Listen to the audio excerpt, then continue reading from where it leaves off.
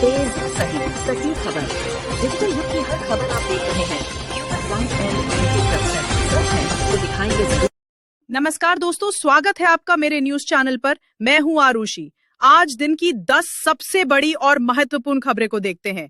चीन के विदेश मंत्री भारत दौरे पर। चीन के विदेश मंत्री वांग यी आज से 3 दिवसीय भारत दौरे पर हैं। इस दौरान सीमा विवाद और द्विपक्षीय संबंधों पर चर्चा होगी। यह दौरा भारत चीन संबंधों में तनाव को कम करने और व्यापार, निवेश जैसे क्षेत्रों में सहयोग बढ़ाने के लिए महत्वपूर्ण माना जा रहा है। दोनों देशों के बीच लद्दाख में वास्तविक नियंत्रण रेखा LAC पर चल रहे गतिरोध पर भी बातचीत की उम्मीद है। यूक्रेन के राष्ट्रपति जेलेंस्की की ट्रंप से मुलाकात। यूक्रेन के राष्ट्रपति वोलोदिमीर जेलेंस्की आज व्हाइट हाउस में अमेरिकी राष्ट्रपति डोनाल्ड ट्रंप से मुलाकात करेंगे। इस मुलाकात में रूस के साथ शांति वार्ता पर चर्चा होगी। जेलेंस्की ने रूस के साथ बातचीत के लिए अपनी शर्तें रखी हैं, जिसमें क्षेत्रीय अखंडता को प्राथमिकता दी गई है। यह मुलाकात वैश्विक भू राजनीति के लिए महत्वपूर्ण है। शुभांशु शुक्ला के मिशन पर लोकसभा में चर्चा। भारतीय अंतरिक्ष यात्री शुभांशु शुक्ला के हालिया मिशन की सफलता पर आज लोकसभा में विशेष चर्चा होगी। शुक्ला, जो हाल ही में अंतरिक्ष मिशन से लौटे हैं, भारत के अंतरिक्ष कार्यक्रम में एक महत्वपूर्ण उपलब्धि का प्रतीक हैं। इस चर्चा में भारत की अंतरिक्ष यात्रा और भविष्य की योजनाओं पर भी प्रकाश डाला जाएगा। पश्चिम बंगाल में ममता बनर्जी की मंत्रिमंडल बैठक। पश्चिम बंगाल की मुख्यमंत्री ममता बनर्जी आज मंत्रिमंडल की बैठक करेंगी, जिसमें चुनाव आयोग के साथ बढ़ते टकराव पर चर्चा होगी। यह बैठक हाल के राजनीतिक घटनाक्रमों और राज्य में प्रशासनिक मुद्दों को संबोधित करने के लिए महत्वपूर्ण है। दिल्ली में यमुना का जलस्तर बढ़ने की चेतावनी। हथनीकुंड बैराज के सभी 18 गेट खोले जाने के बाद दिल्ली में यमुना नदी का जलस्तर बढ़ सका है। प्रशासन ने नदी किनारे बसे लोगों को सतर्क रहने की सलाह दी है। बाढ़ की स्थिति से निपटने के लिए राहत और बचाव कार्य शुरू किए गए हैं। उपराष्ट्रपति पद के लिए एनडीए के उम्मीदवार। एनडीए ने उपराष्ट्रपति पद के लिए सीपी राधाकृष्णन को अपना उम्मीदवार बनाया है। वे तमिलनाडु के मोदी के रूप में जाने जाते हैं। वे राष्ट्रीय स्वयंसेवक संघ RSS से जुड़े रहे हैं और 1998 और 1999 में कोयम्बटूर से लोकसभा सांसद रहे हैं। उन्होंने 19,000 किलोमीटर लंबी रथ यात्रा भी निकाली थी। इस कदम से बीजेपी ने दक्षिण भारत में अपनी पकड़ मजबूत करने की कोशिश की है, खासकर तमिलनाडु में। राहुल तेजस्वी की वोटर अधिकार यात्रा का दूसरा दिन। कांग्रेस नेता राहुल गांधी और राजद नेता तेजस्वी यादव की वोटर अधिकार यात्रा आज बिहार में अपने दूसरे दिन में प्रवेश करेगी। यह यात्रा औरंगाबाद से शुरू होकर गया पहुंचेगी। इसका उद्देश्य मतदाता जागरूकता और चुनावी सुधारों पर ध्यान केंद्रित करना है।